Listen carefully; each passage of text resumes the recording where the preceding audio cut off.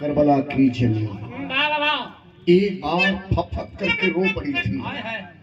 करबला की सरजनी एक बार फफक करके रो पड़ी थी। कब, क्यों? आइए, करबला की जमीन खुदा की खुद अरे रोने लगी।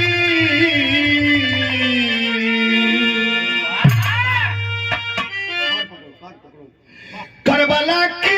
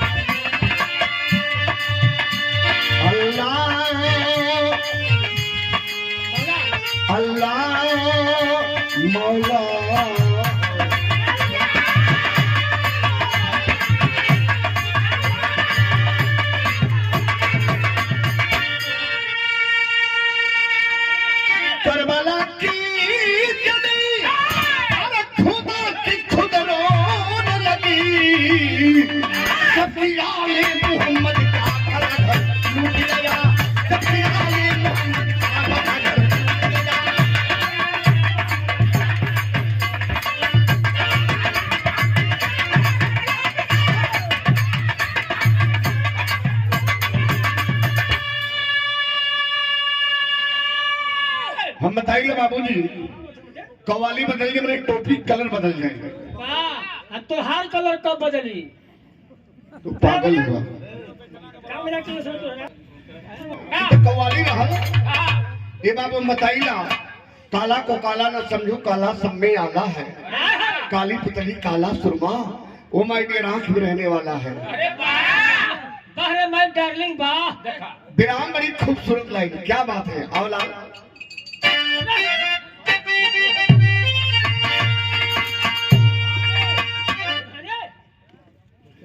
निभाने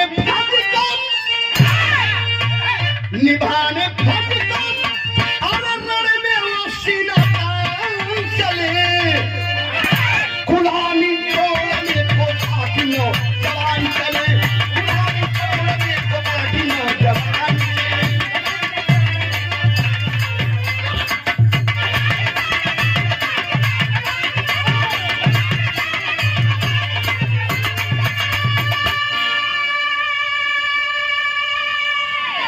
यही से कहानी के बाबूजी शुरुआत हो जाती है। एक एक लाइन पर गौर हो और कहानी बिल्कुल पानी तरह साफ हो चल जाएगी। दा बेटा दबा के आवा।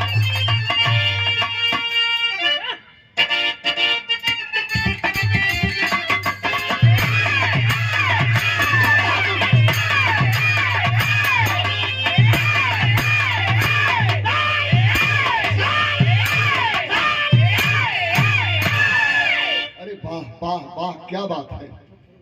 अवला अरे गुलाम देश में लड़े थे दोनों मिलकर के, कानों की राह पर दिखाए दोनों चल करके। 1947 में देश का आजाद हुआ।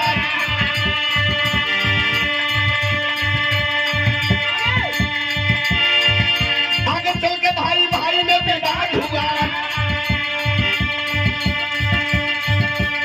1950 जनवरी के मेले में देश हमारा फंस गया इसी झमेले में।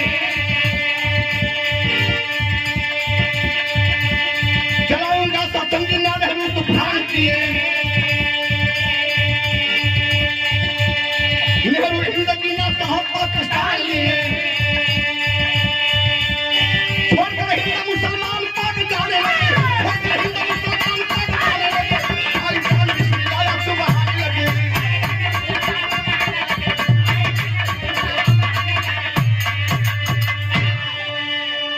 ये भैया देशवा जब गुलाम रहल तभी दोगलवा ना रहल।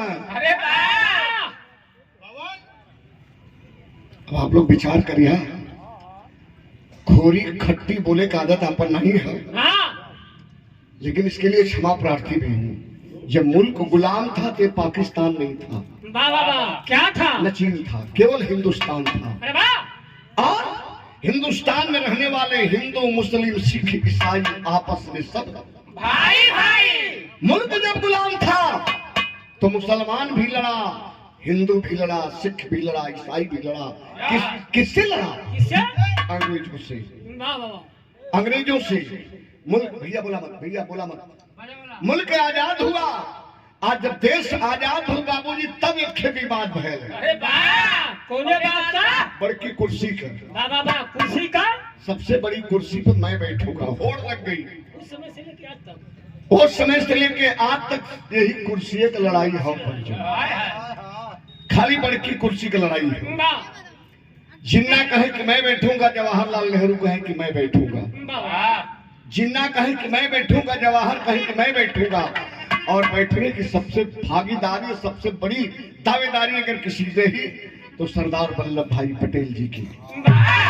एक पढ़ा लिखा समाज अपना बैठा है। सरदार वल्लभ भाई पटेल जी की जिम्मेदारी रही, बैठने की दावेदारी रही। लेकिन नहीं, उस समय भी राजनीति की गई है। बाबा राजनीति। सरदार वल्लभ भाई पटेल जी को गृह मंत्रालय दे दिया गया और जवाहरलाल नेहरू जी को सबसे बड़ी कुर्सी दी गई भारत की। और जिन्ना साहब से कहा गया, ये पाकिस्तान का क्षेत्र आप ले लीजिए हिस्सा और जाकर के वहां अपना साम्राज्य बना लीजिए, वहां के सबसे बड़ी कुर्सी पे बैठ जाइए आप। पाकिस्तान और हिंदुस्तान का यही समझौता हुआ। पाकिस्तान को लेकर के आप जाइए, बड़ी कुर्सी पे बैठ जाइए। चल दिए जिन्ना साहब, तो हिंदुस्तान में फतवा जारी हुआ, कोई बात का? एक भी मुसलमान हिंदुस्तान में नहीं रहेगा। सारे के सारे मुसलमान पाकिस्तान में चले जाए, अपनी कंट्री, अपना देश बना लें। बाद में बात हो कि जिनकी इच्छा हो जाए, जिनकी इच्छा हो न जाए। लेकिन फतवा पहले ही जारी हुआ कि सारे लोग जिन्ना के साथ चले जाए पाकिस्तान, छोड़कर हिंद, भैया बोला रुका हो, छोड़कर हिंद मुसलमान पाक जाने लगे। भाईजान बिस्मिल्लाह आंसू बहाने लगे। कौन बिस्मिल्लाह? आजादी का दिलेर रहा, अच्छा, आजादी का दीवाना रहा, लड़ा था, अंग्रेजों से बड़े शानदारी से लड़े थे। जिन्ना साहब रोने लगे और रो के कहले का कहो भैया, जब अंग्रेजवन से लड़े के रहा तब हिंदुस्तान के सिपाही रहली, आज देशवा आजाद हो गए तो मुसलमान होके पाकिस्तान जाएंगे।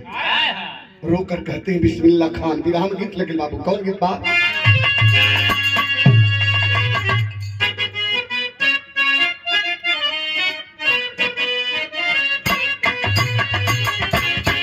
जब से नैना लड़ल,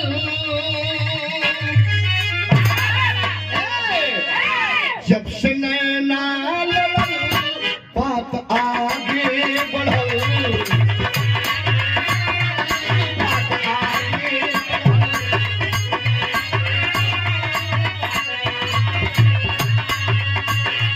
रोज लखिया रहल इंतजार, रोज लखिया रहल इंतजार में हो, दिल खोई दीवाना तोहरा प्यार में।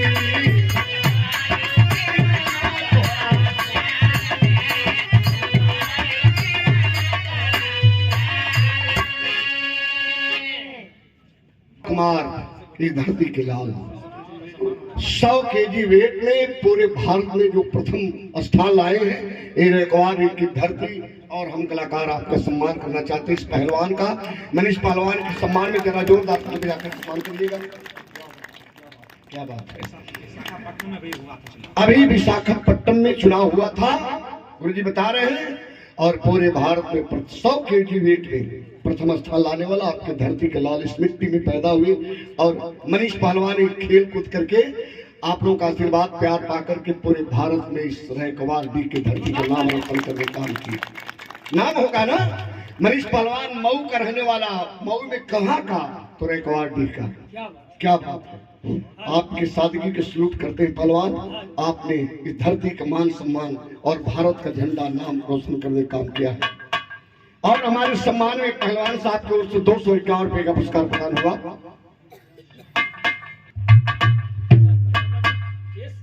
रुपया पैसा कम दिया जा बाबू चल जाए, लेकिन हमारे बिहार तो लिया जाए। चूंकि मैं अपने लहजा में कह गई हमारी गुस्ताखी है कि आप लोग एक साल याद करेंगे कि करिएवा अनंत गाय के गए, ये हमारी गुस्ताखी नहीं है, क्षमा करिएगा, लेकिन सुन ले तो आप लोग पर्दा लगा ले।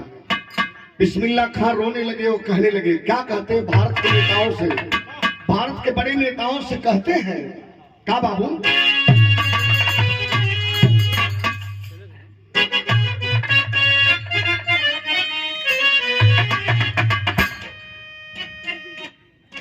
कहा बिस्मिल्लाह तूफानी हम है खाती हिंदुस्तानी, तूफानी हम है खाती हिंदुस्तानी।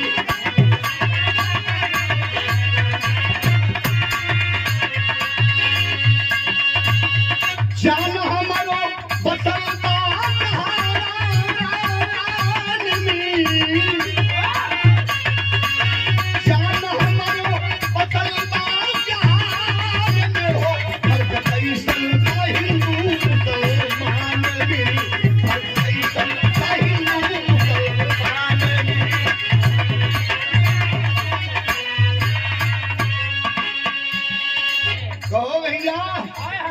अंग्रेजों से लड़े रहल तो भाई रहली, आया देशवा आजाद हो गए तो मुसलमान हो गई।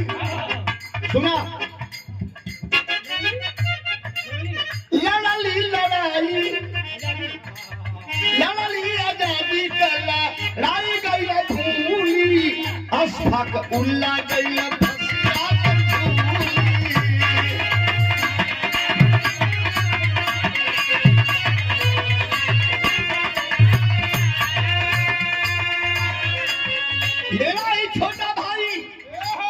अशफाकुल्लाह, मैं हूँ बिस्मिल्लाह, मेरा छोटा भाई अशफाकुल्लाह सूली पे चढ़ा दिया गया, फांसी पे झुला दिया गया इसी मुल्क के चलते, इसी वतन के लिए।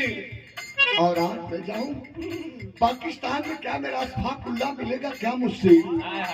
लोग कहे जे मर गल, जे फांसी पे चढ़ गल, वो ना मिली, लेकिन तोके जाए पड़ी। तो भले होए बटवारा भाई मिली ना दोबारा,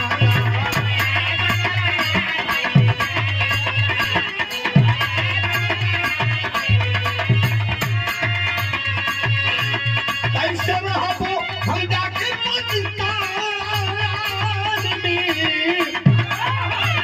कैसे रहबो हम जाके पाकिस्तान में, कैसे हिंदुस्तान में।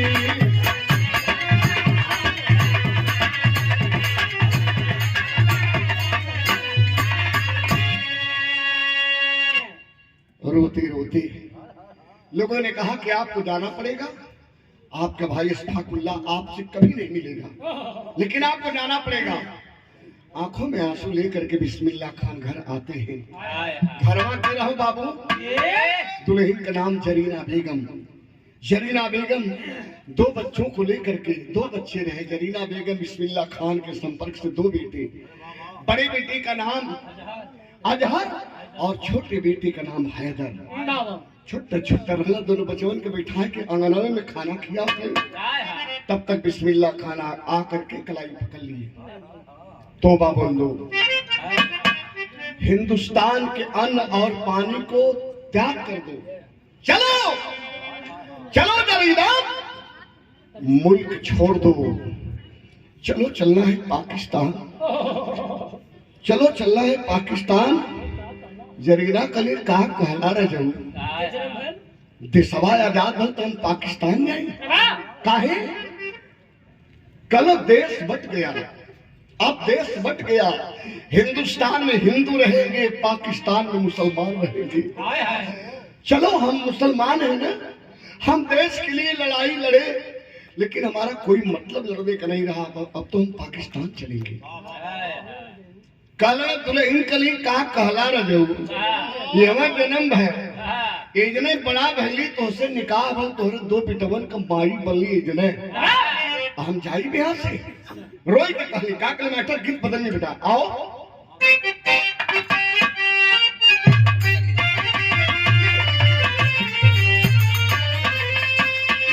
हम नहीं जाई पाकिस्तान,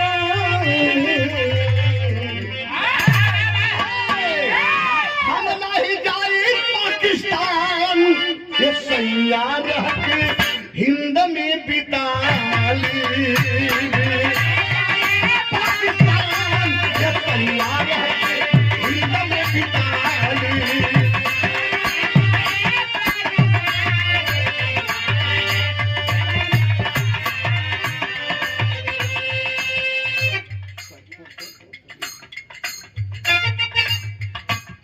यूट्यूबर साथी ले रहे हैं ना, ये भी होना चाहिए थोड़ा थोड़ा चल आप लोग मिल सकें। इतना बढ़िया कार्यक्रम मऊ में, आजमगढ़ में, गाजीपुर में, बलिया में हम लोग गावल जाला, लेकिन इतना बढ़िया सम्मान जो अतिथि आए हैं हमारी कमेटी उनका बारी बारी से सम्मान कर रही है। श्रीमान भोजपुर सैनिक कमलेश यादव जाड़ा तो ऑटोमेटिक भाग जाएगी, धरती गर्म हो जाएगी बिरहवे सुनत सुनत, लेकिन ताली बजे के चाहिए थोड़ा थोड़ा सम्मान में। क्या बात है काली ये सैया हम पाकिस्तान ना जा कल ना जाइबू ना बिस्मिल्लाह खान कले कोनो हिंदू कहियो है घरवा में बंद करके फूक दिए जल के राख हो जाइबू काली सैया वही दिन तक बन जाइए जैया हिंदुस्तान के मिट्टी में एक सुहागिन दफन हो जाई जल के मर जाई वही दिन जिंदगी हमार सौभाग्यशाली हो जाएगी। हाय हाय हाय कल सैया सुना अगर बटी गल तो ना रहबा तब हमरो तुहार बंटवारा हो बारे दुलही कहला बिस्मिल्लाह खान के कार रखले उनके बटबू तब दुलही बताओ थे का बाबू आवाज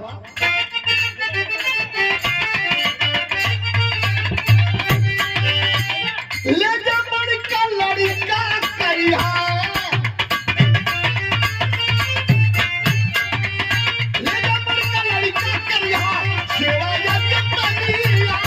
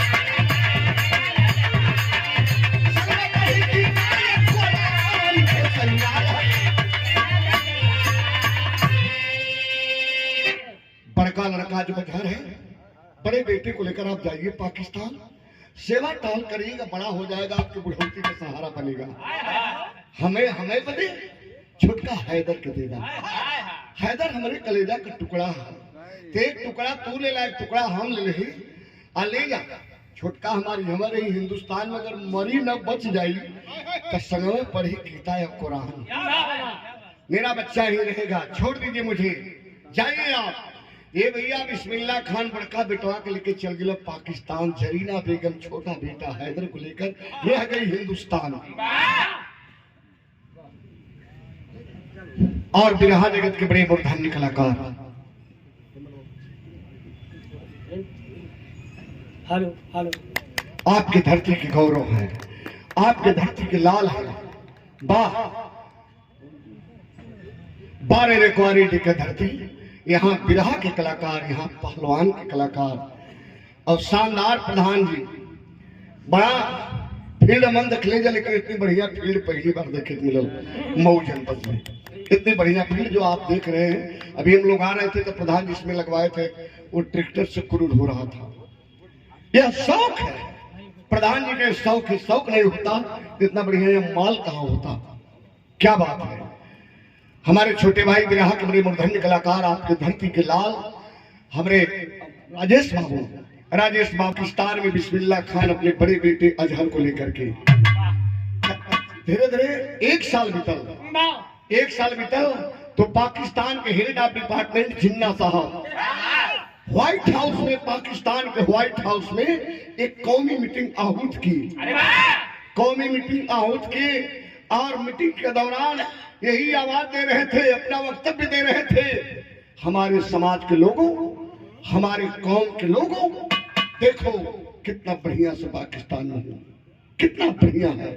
अगर सुकून से जिंदगी हम आप जी रहे हैं, आज भारत में होते तो पाकिस्तान चढ़ाई, अरे चीन चढ़ाई किया है, हमें चीन से लड़ना पड़ता, खून खराबा होता, हम मारे जाते, किसी को कोई दिक्कत नहीं है, बड़े सुकून से बड़े अमन चैन से पाकिस्तान में जी रहे हैं। धीरे धीरे बिस्मिल्लाह खान मंच के करीब अइला, अब मंच के करीब आकर के कहे, हजरात हजरात एक मौका हमें देंगे, थोड़ा सा मौका देंगे मंच पे मुझे हजरात बोलने के लिए। कहे आइए आइए, आप तो बड़े बहादुर सिपाही हैं, आपने लड़ करके अंग्रेजों को पनाह मनवा दिया था, वही बिस्मिल्लाह खान है? कहा हाँ वही हूँ। जब पकड़ लिए लाउड स्पीकर को पाकिस्तान के व्हाइट हाउस में, बिस्मिल्लाह खान हिंदुस्तान, कल का हिंदुस्तान का क्रांतिवीर, मुसलमान का वह पट्टा, कहा कि वाह वाह रे जिन्ना साहब, आप पूछ रहे हैं कि सुकून से है आप लोग, सब खैर है ना? अरे भाईजान एक बार वह सोचिए ना, खाने को रोटी नहीं, तन ढकने को कपड़े नहीं, सर ढकने को छत नहीं, और आप कह रहे हो कि सुकून से है। मुट्ठी भर जमीन के चक्कर में, एक बड़ी कुर्सी के चक्कर में मुट्ठी भर जमीन लेकर के हिंदुस्तान से अलग हो गया। हाँ? हम मानते तुम्हें तब जब भारत का बराबरी का बंटवारा किया होता, भारत से बराबरी का बंटवारा किया होता। ये बड़ी की कुर्सी के चक्कर में मुट्ठी में जमीन लेकर के तूने भारत से अलग का समझौता कर दिया, और सारे के सारे मुसलमानों को लेकर आ गए पाकिस्तान में, बड़ी कुर्सी पर बैठ करके बड़े फक्र से कह रहे हो कि किसी को कोई दिक्कत नहीं है, परेशानी नहीं है। हमें है, हमारी बीवी बच्चे छूट गए हिंदुस्तान में, खाने को लाले पड़े, सर ढकने को छत नहीं है, तन ढकने को कपड़े नहीं है। हाँ, हमारी बात अगर मानो हमारे कौम के लोगों, तो हम भारत के बराबर हो जाएंगे। केवल थोड़ा सा खून बहेगा, खून खराबा होगा, इस भारत को पता नहीं चलेगा। हम कश्मीर पे चढ़ाई करेंगे, मांगेंगे नहीं, चढ़ाई करेंगे, और कश्मीर को नोच करके पाकिस्तान में मिला लेंगे, बस भारत के बराबर हो जाएंगे। तर्ज बड़ी भी जोर लग गई बाबू, कौन के टमाटर आवा खाता।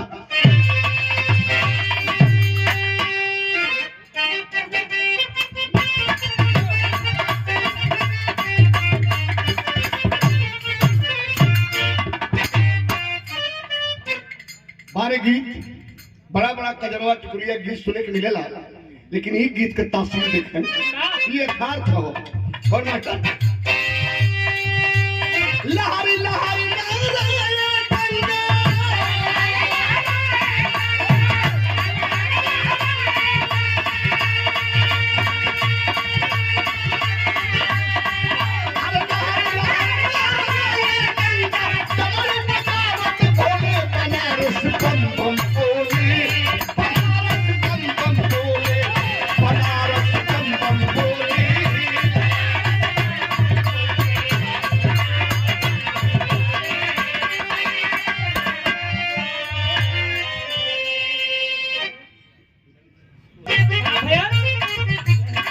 बिस्मिल्लाह खान बोल पड़े, क्या बेटा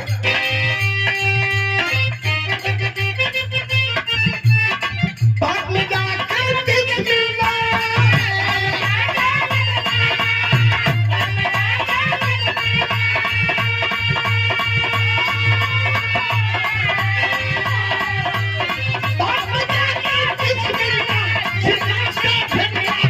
खिलाई खून को होली, खिलाई खून को होली, खून को होली, खिलाई खून को।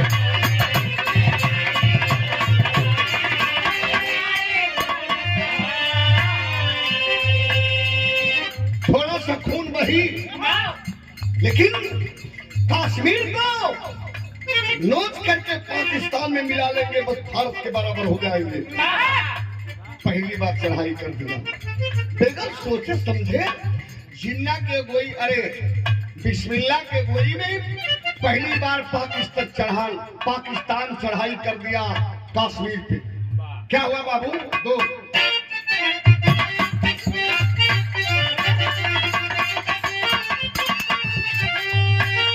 पाकिस्तान जबकि भारत पर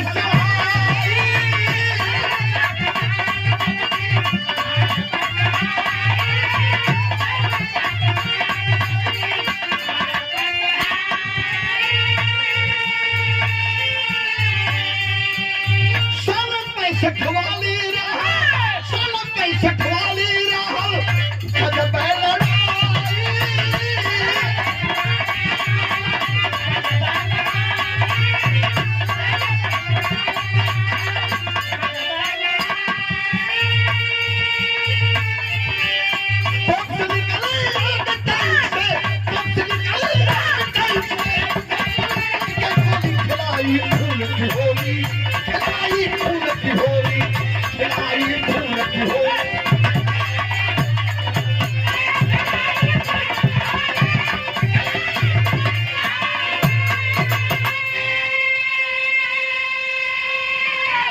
पहली बार सन 65 में चढ़ाई कर दिया पाकिस्तान। हिंदुस्तान इतने मुस्तैदी से लड़ा कि मुंह की खा करके पाकिस्तान को पुनः वापस जाना पड़ा। जुम्मा 1 साल बीता। ये भैया जब 1 साल बीता फिर नजर उठा के एक बार तकलस। आज जब तकलस तो मालूम है क्या भल? एक बार भारत के पता चल गया कि फिर पाकिस्तान फिर चढ़ाई करने वाला है। जब फिर चढ़ाई करने वाला है तब तक तो बाबूजी हिंदुस्तान में थल सेना, जल सेना, वायु सेना, तीनों सेना के जवान तैनात रहे। अकले आवा ही यदि पर पता चल जाएगा। चढ़ा दे बेटा, देता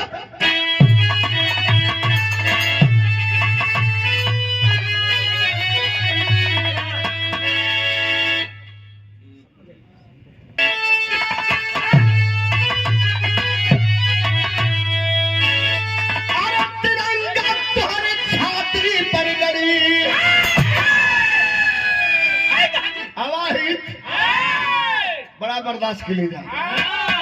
यह दूसरी बार है। पहली गलती माफ हो गई लेकिन इस बार माफ ना हुई। तरीका हुई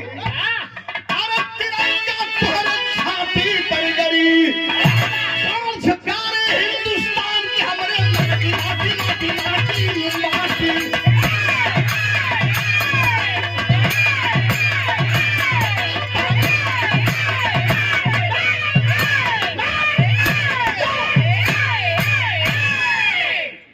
क्या बात है। प्राण से प्यारी हिंदुस्तान की हमारे माटी, तिरंगा तोहरे छाती पर गड़ी। दे दे भैया। ये क्या था भैया? मेहनत करते हो तो भैया में 40 रुपया कम है। ये कमर रेट जोड़ा था हुआ 70 वाला। तोहरे अंगे तलत खोरत मियां न फटे।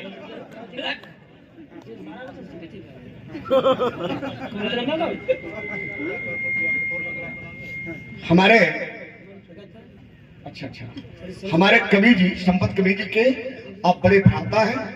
गुरु जी के चरणों में नमन प्रणाम। और इस सादर 251 रुपए का आशीर्वाद सुंदर उपहार देकर के सम्मानित किए। चरणों में गुरु जी के बहुत बहुत प्रणाम, सकल पन के प्रणाम। तिरंगा तुहरे छाती पर गड़ी, प्राण से प्यारी हिंदुस्तान का हमारी माटी। कह के जवान जब भिड़ गई है बार एक गीत मिर्जापुर के फुद्दी खलीफा गाँव। मिर्जापुर में चौलर रहा और जब बनारस में तो चौलरिया हो गई। जिसे मन में लोहा का करताल बजे था तो पुरनिया बाबू लोग जाना तो ये पंधारी दादा फुद्दी खलीफा के उन लोग लकड़ी का करताल बजा के गाँव का गाँव बाबू दाता ओरिजिनल है।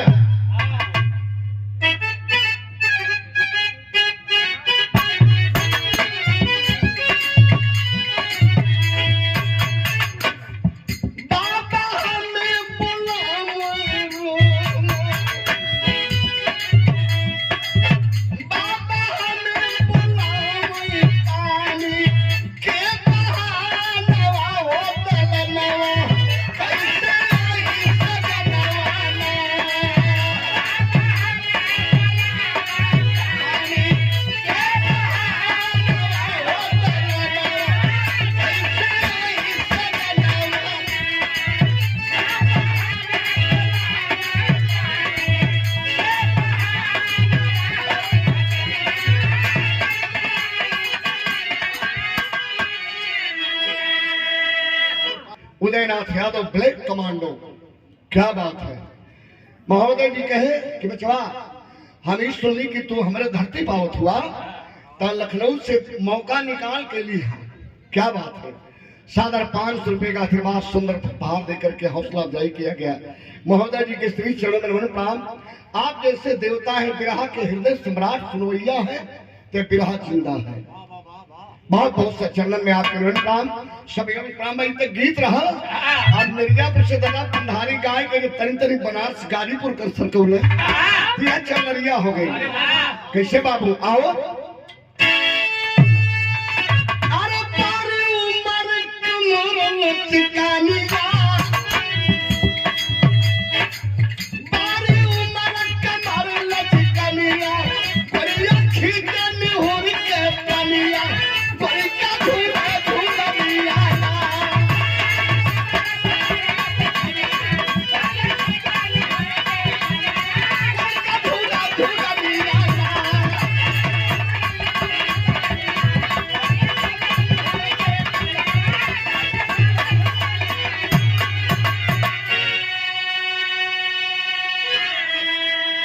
बिरहा में लड़ाई लग गई।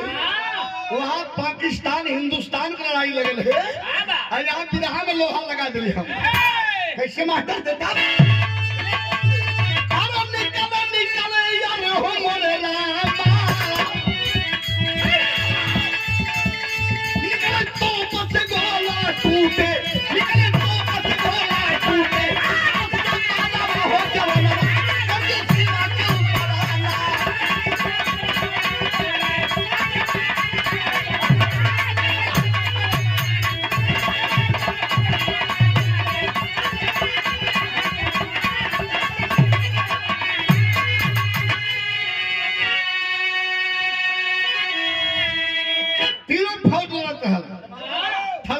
जल सेना वायु सेना।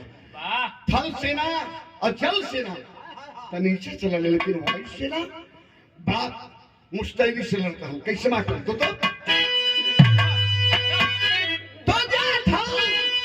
वायु सेना के भाई लाश पर लाश सकेगा।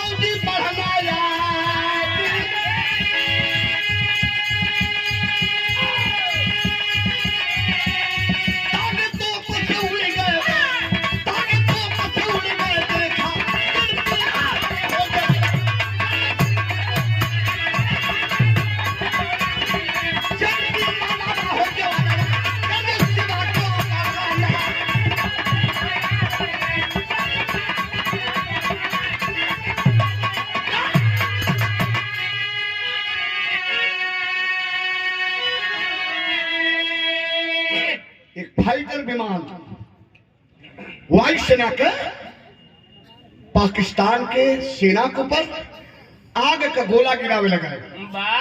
तितर बितर हो गई पाकिस्तान की सेना, भागने लगे सब।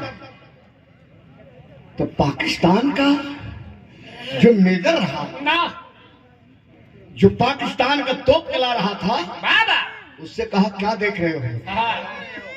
कहा क्या करूं सर? ये जो तोप विमान है ना, उस विमान में तोप का निशाना लगा दो, उड़ा दो साले को। आग का गोला गिरा करके हमारी सेना को तितर बितर कर रहा है। लगाएगी तोप का निशाना, पाकिस्तानी तोप का निशाना लग गया उस फाइटर विमान की तरफ। अच्छा तो के चला उड़ावत के रहो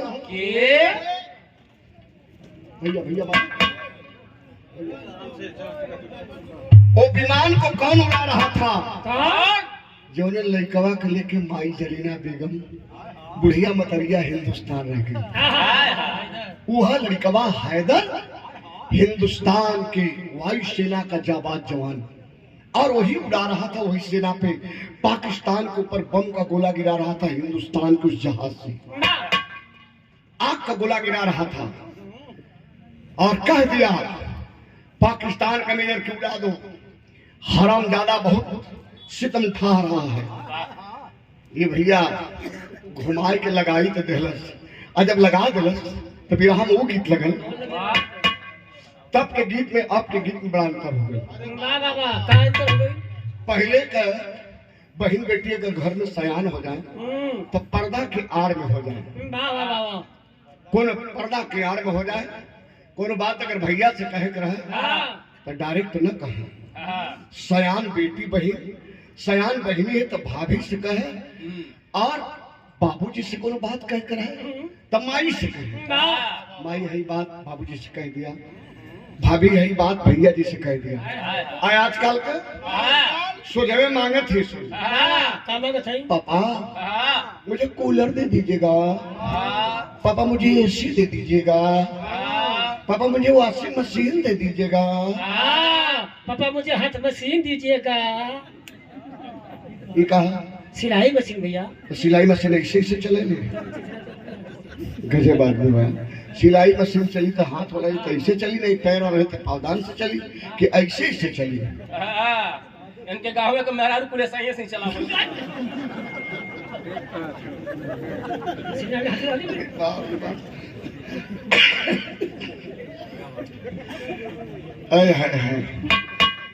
हमारे थाने पर जनपद चंदौली का सुदूर बड़ा जंगली क्षेत्र हमारा है नौगढ़। चंदौली मुख्यालय से लगभग 75-80 किलोमीटर दूरी पे उस थाने पे आपके चाचा जी तैनात हैं। अरविंद भैया के चाचा जी तैनात हैं। और अभी बात हो रही थी तो दीवान जी एक बार कहे कि हम पहले भी आप यहाँ रहे, आज भी रहे, हम तो जानते हैं आप जहाँ बैठते हैं कभी गा कराते हैं तो मुलाकात होती है, चाहे होता है, हमें क्या पता है कि दीवान जी के आज घर ही हुआ है। सुंदर पुष्पहार 200 रुपये का पुरस्कार देकर के हमारे भाई सम्मानित किए। बहुत बहुत से भैया के हमारे नमन प्रणाम बा। तर्ज बा देखा पहले के गीत में अब के गीत में कितना अंतर है। दोनों ननद अपने भौजाई से कले रहो मास्टर।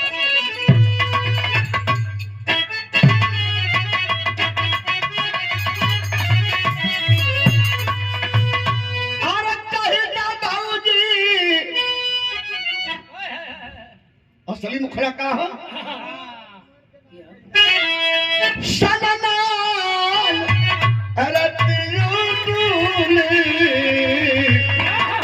पहला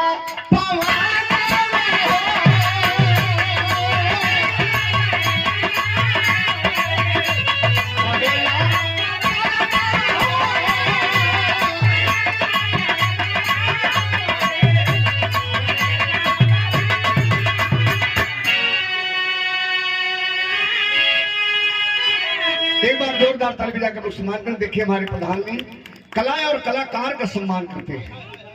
भोल सम्राट हमारे लाल बड़पोष जी जो बड़े भैया विजयलाल जी के भी साथ में संगत करते रहे, बीच में सर्वप्रथम हमारे साथ, बीच में उनके साथ, फिर हमारे साथ है। तो सम्मान के हमारे प्रधान जी उपहार और रुपयों से चरण में प्रधान जी के हमारे मन प्राण। एक लाइन और कहवा कैसे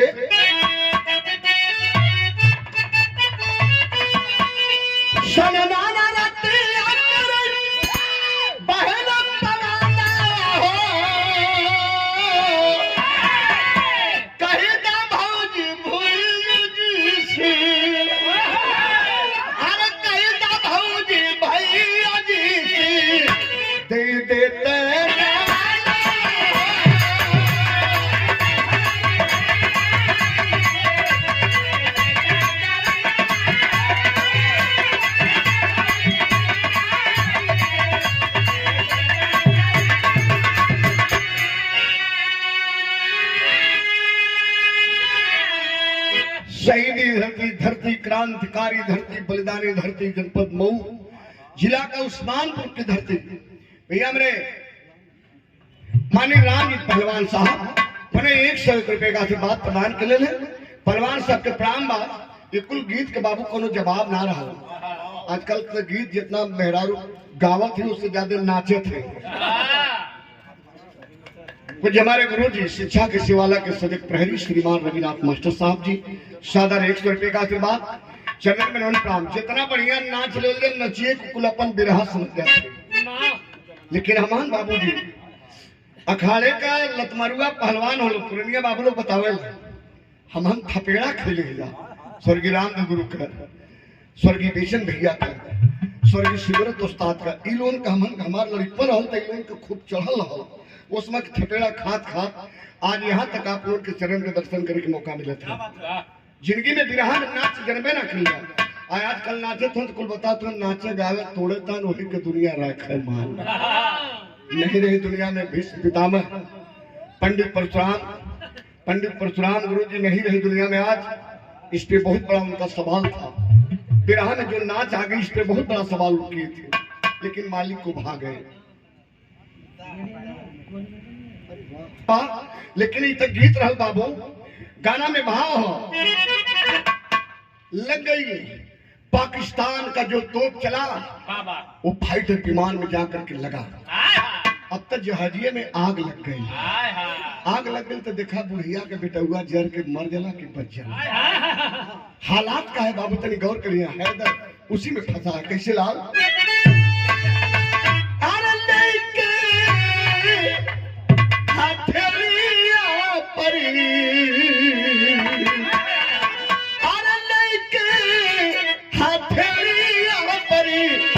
जानना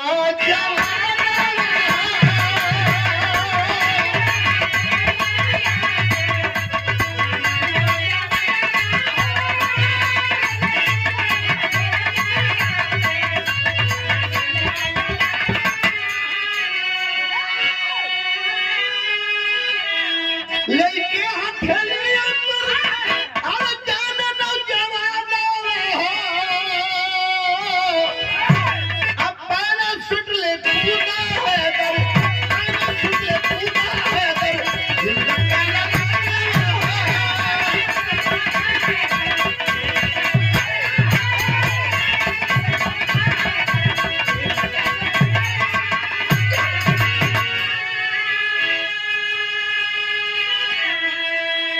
इतना बाबू लोग बैठे नहीं जा।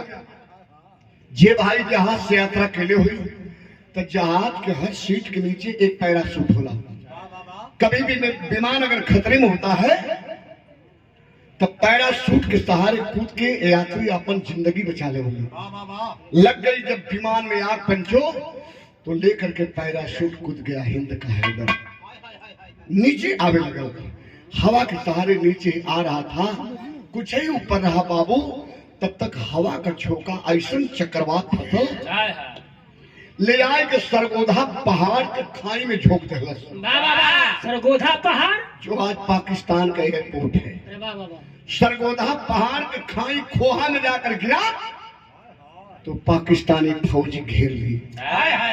पाकिस्तानी फौजी घेर करके हाथ में जंजीर और पांव में जंजीर डाल के ले गए अंदर बाबूजी। बदन से कपड़ा उतार दिए।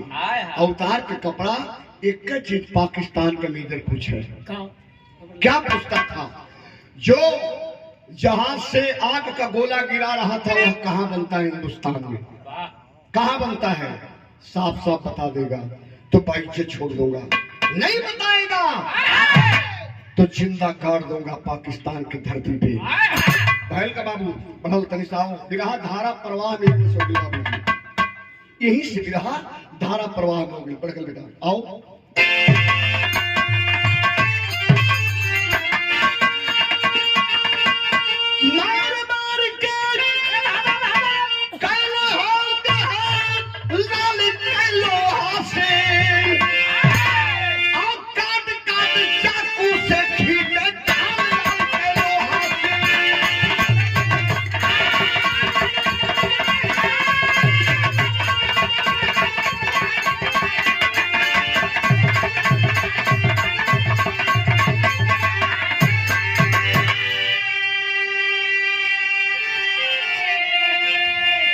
अहरा गोलियाई के आधुठे छड़ हुई अहरावा में डाल दे। आग में जब छड़ लाल भल बाबू तो उठाए वह छड़ सड़ाक सड़ाक मारे। लाल छड़ जब जवान के बदन पर पड़े तो छड़ के साथ बॉडी के चमड़ा खींचा चल आए बाबू। जब पूरा चमड़ा खींच ले जहाँ छड़ में पहुंचे धारदार चाकू से खचखच खचखच काट के पूरा चमड़ा खींच लेला, तब वो जवान हंस रहा था। क्या अपने एक एक मत से अपने राजा को चुनते हैं। पहले राजा रानी के पेट से पैदा हुआ करता था, लेकिन बाद में बाबा साहब गूंगों को जुबान देने वाले, बहनों को कान देने वाले और भारत को संविधान देने वाले डॉक्टर भीमराव अम्बेडकर बाबा साहब ने इसका जो है बढ़िया से ऑपरेशन कर दिए, और ऑपरेशन कर दिए तो संविधान में लिख दिए कि जितना अधिकार एक ब्राह्मण, एक क्षत्रिय, एक राजपूत को है, उतना अधिकार एक डोम, ठरकार और चमार को भी है वोट देने का, उतना बड़ा अधिकार आपको है। लेकिन आप तो देवता है, आप तो वह देवता है कि 2 कौड़ी के नेता को 200 करोड़ों में बिकने के लायक बनाते हैं। आप वह देवता हैं, आप अपने मत से 2 कौड़ी के नेता को 200 करोड़ में बिकने के लायक आप बनाते हैं। लेकिन आप कितने भोले हैं कि 5 किलो गेहूं पर बिक जाते हैं और 2 किलो चना पे। आप बुझिए, आप हंसिए मत, बुझिए, आप विचार करिएगा मैं क्या बोल रहा हूं। 2 कौड़ी के नेता को 200 करोड़ में बिकने के लायक आप बनाते हैं, और आप इतने भोले भाले हैं कि 5 किलो गेहूं पे या 2 किलो चना पे बिक जाते हैं। रिफाइन तेल पर विचार करिए, 24 आपके सामने है, विचार करना होगा आपको। बिहार से आप पढ़ते ना, आपका ध्यान न हटे, दोनों हाथ में जंजीर है, पैर में भी जंजीर है, सीना तान करके शेर खड़ा है हिंद का। लेकिन जब हंसत रहा, चमड़ा खींच लिया, कलश के बता दे, तब जवान कहा कि मैं वह क्षण हूँ, मैं वह क्षण हूँ कमीनी, चमड़ा खींच लिया ना, मैं वह क्षण हूँ, टूट सकता हूँ, टूट जाऊंगा, लेकिन मुड़ नहीं सकता हूँ। मेरे अंदर वो स्टेमिना है, टूट सकता हूँ लेकिन मुड़ नहीं सकता हूँ। कलम मंगाओ, नमक, 1 बोरिया नमक लिया, उकर के सिपाही 1 बोरिया नमक लिया, मालूम का केले आप पूछे ठिकाना नमक पोती, भारत का पाकिस्तानी हो, सीना तान कर खड़ा जेल में, कई के बंदक बनिया हो।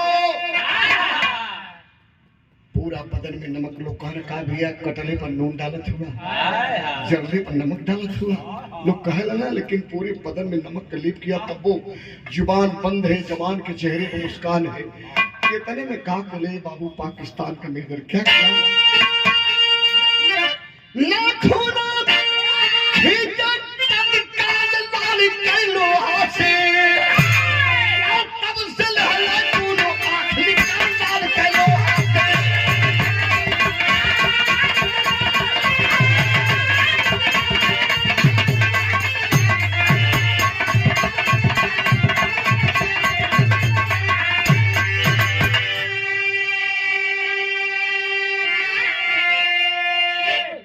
लगाए के पिलास कैलाश, नखुना खींच लिया, 60 नखुना जब खींचले बाबू, न जब खींच लेलस, तब तक जवान के आंख में लहू उतर गल, आंख लाल लाल हुई, कर भी क्या सकता था।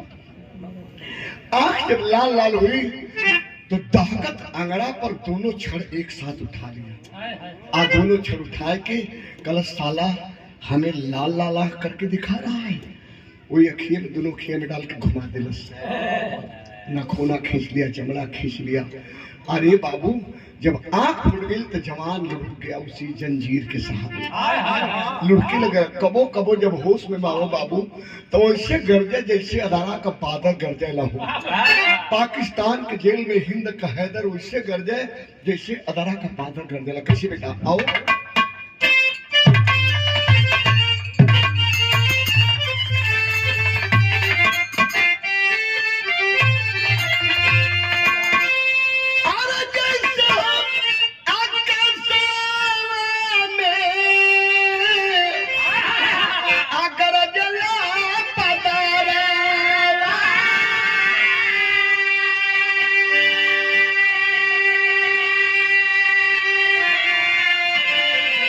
जंगल के बीच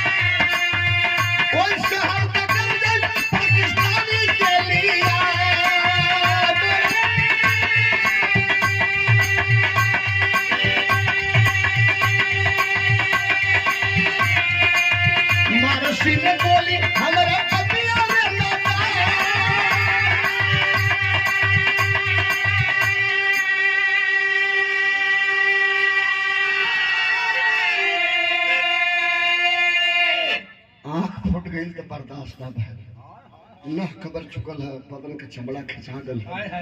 तब बर्दाश्त रावल हिंद का हैदर कहा कि रे साला पाकिस्तान वाला कितना प्रताड़ित करेगा रे, अब कितना प्रताड़ित करेगा। तुम्हारे पाकिस्तान में कोई गोली राइफल नहीं है, एक गोली मार दे इस कलेजे में, एक गोली सीने में मार दे। सीना खुला है हिंद के इस जाबाज जवान का, हिंद के जाबाज का सीना खुला है, गोली राइफल की मार दे इसमें, मार।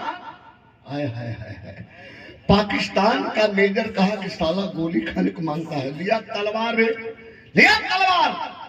अब तलवार मंगाए कि बाबू मालूम है क्या कैलस, खच खच दोनों कान काट लिया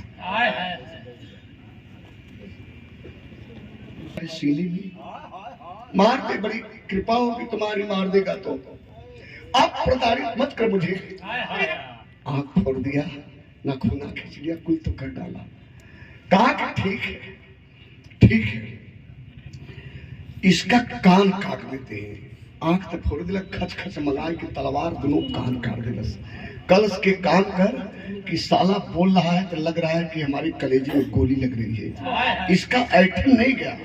एक काम कर कि हलक से इसकी जुबान की, इसकी जुबान काट लेता हूँ, इसकी जीभ काट लेता हूँ, लगाए के सीने पे, लगाए के सीने पे लात व सिपाही पकड़ के हलक से जुबान जब ही खींचना चाहा और तलवार उठा के पाकिस्तान का मेजर जब ही मारना चाहा, कहा कि सर रुक जाइए।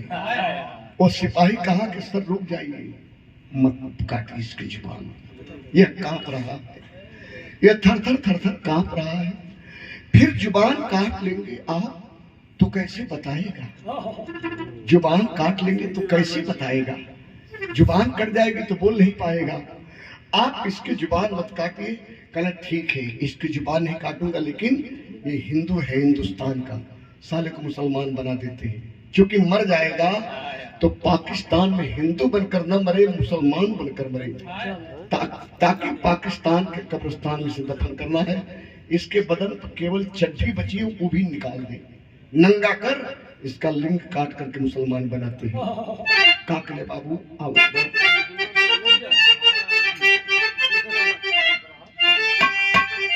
कपड़ा उतार के नंगी रे बदनी,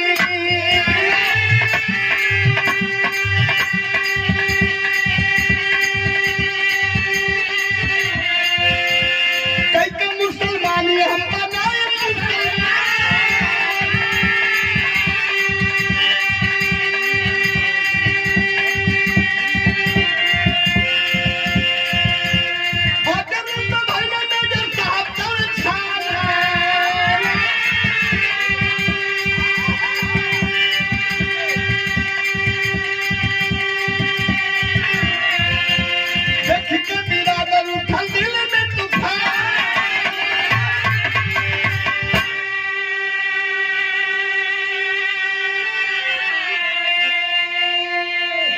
हलक से जीत तो छोड़ दिया, लेकिन जब नंगा किया, कहा कि इसका लिंग काट कर मुसलमान बना दो, हिंदू बनकर पाकिस्तान में नहीं रहेगा।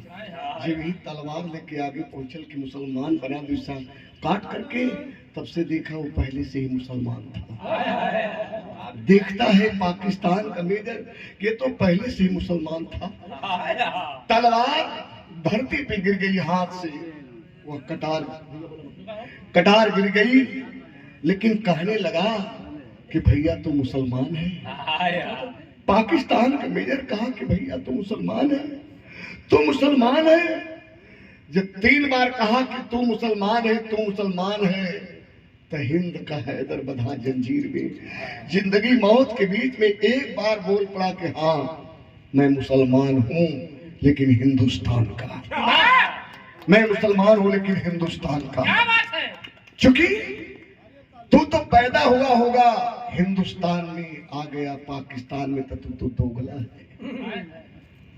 खाया जिया हिंदुस्तान में, आया एक हिंदुस्तान के जाबाज की ये हालत कर दिया। यही सोच करना कि मैं हिंदू हूँ, लेकिन नहीं, मैं मुसलमान हूँ, मैं मुसलमान हूँ। तुम पाकिस्तान का नमक मेरे बॉडी पर लेप कर रहा है। शायद तुम्हें पता नहीं है कि मेरे धमनी के अंदर हिंदुस्तान का नमक रन कर रहा है, मेरे नसों में हिंदुस्तान का नमक रन कर रहा है, और तुम मेरी बॉडी पर पाकिस्तान का नमक का लेप कर रहा है। मेजर बोल पड़ा कि तो हिंदुस्तान में कहाँ का रहने वाला है? बड़ी दिलेर वह माँ होगी रे, बड़ा दिलेर वह माँ होगी जिस माँ के गर्भ से तू जन्म लिया होगा। बड़ा औलाद वह पिता होगा रे जिसका तू औलाद है। कहाँ का रहने वाला है? जरा पता तो बता दे, अपने माता पिता का नाम तो बता दे, मैं भी जानूं। हिंदुस्तान इतना कठोर कलेजा वाला मुसलमान कौन पैदा हुआ? कौन है? बधास जंजीर में हिंद का हैदर कहलस कि मैं जो बताऊंगा विश्वास करेगा? विश्वास करना, झूठ मत मानना, मैं सच बोलूंगा। का कहले बाबू तनी गौर करिए, बिरहा मेन पॉइंट पर, मेन क्लाइमेक्स में आ गई।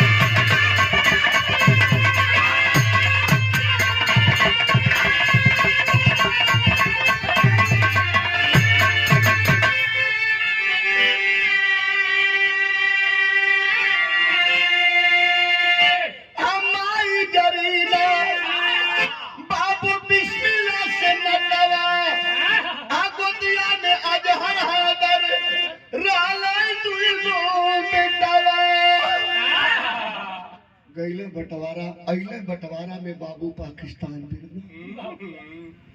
पंजाब प्रांत के अंदर जिला जालंधर एक छोटा सा गांव है, जिस गांव का नाम है सहसो। वही के रहने वाले बाबू हमारे अब्बा जान बिस्मिल्लाह खान, अब अम्मी जान जरीना बेगम, उन्हीं का मैं बेटा हूँ। पाकिस्तान के मेजर के पैर के नीचे का धरती खिसक गई, धरती खिसक गई। कल हो नहीं सकता है, झूठ बोल रहा है, गलत बोल रहा है, ऐसा हो नहीं सकता है। तू जरीना बिस्मिल्लाह का बेटा हो ही नहीं सकता, तू झूठ बोल रहा है।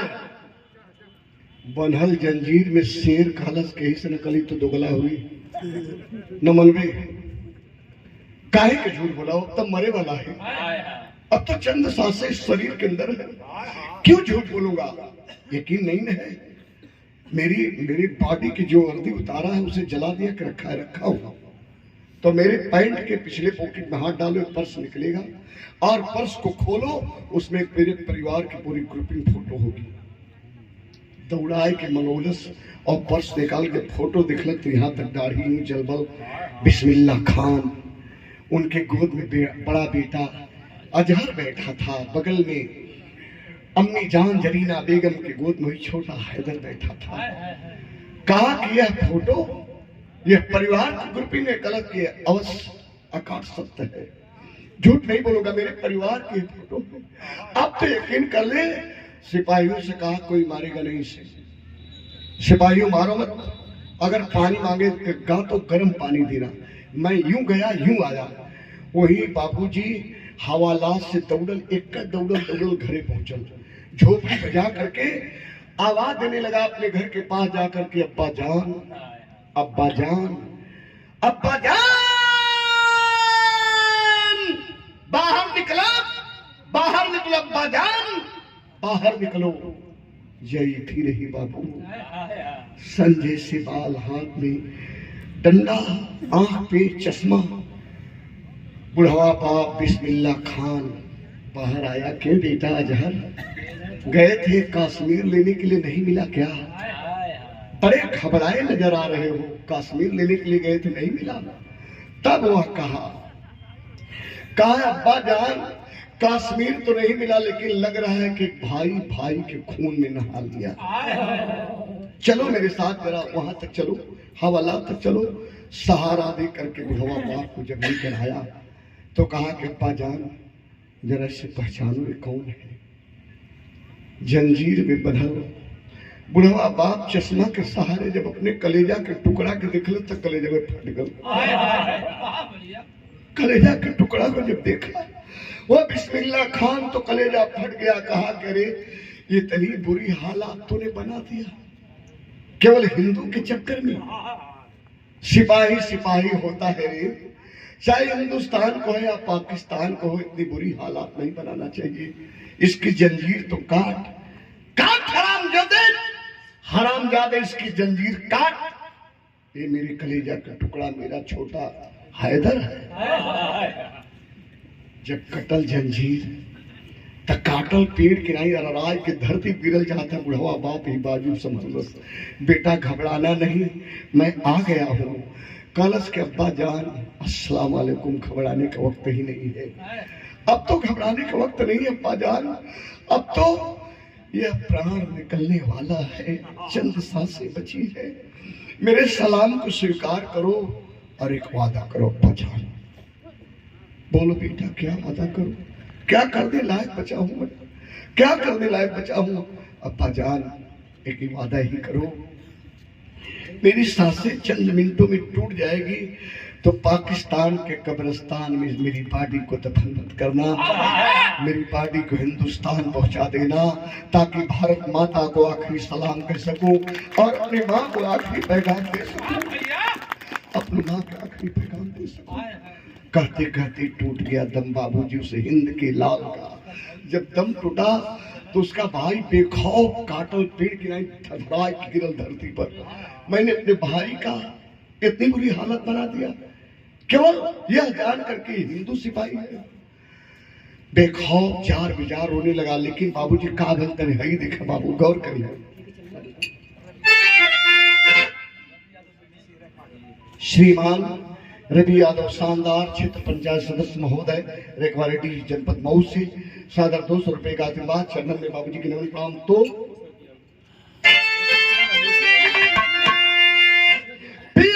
इंदिरा गांधी हिंदुस्तान लेकिन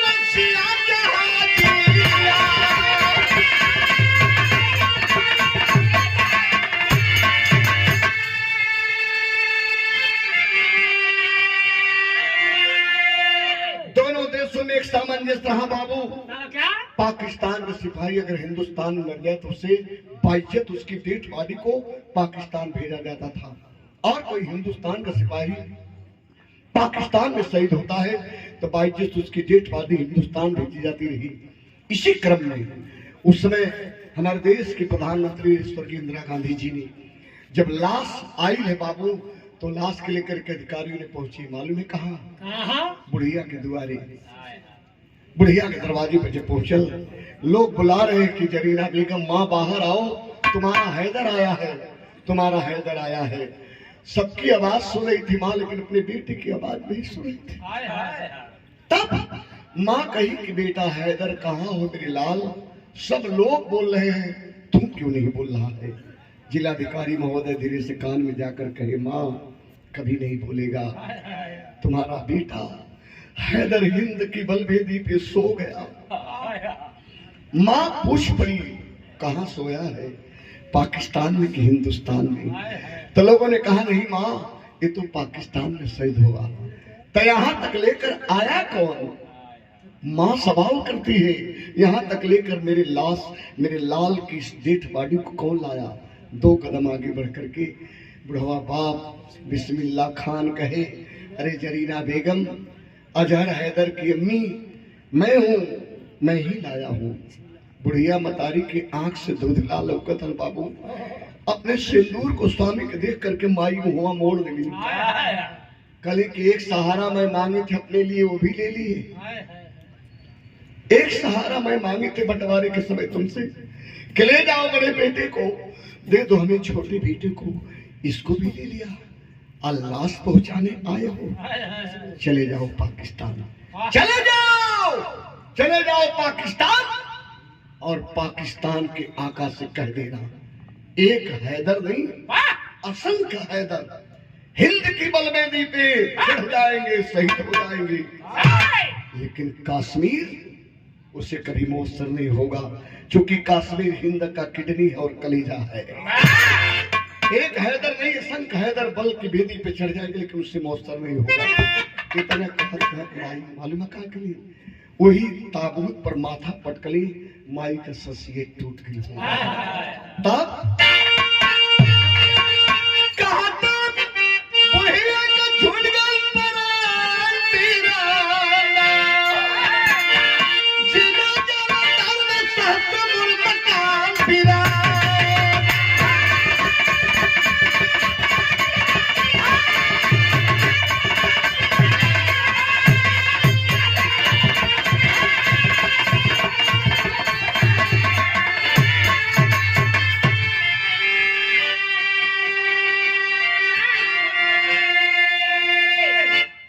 धरती के लाल बिरहा की स्टार कलाकार माता रानी से हमारी दुआ है, हमारी प्रार्थना है कि आप इस धरती के गौरव हमेशा गौरवान्वित करें और हम लोगों से भी बड़ा कलाकार बने। हमारी ये शुभकामना है राकेश बाबू के लिए,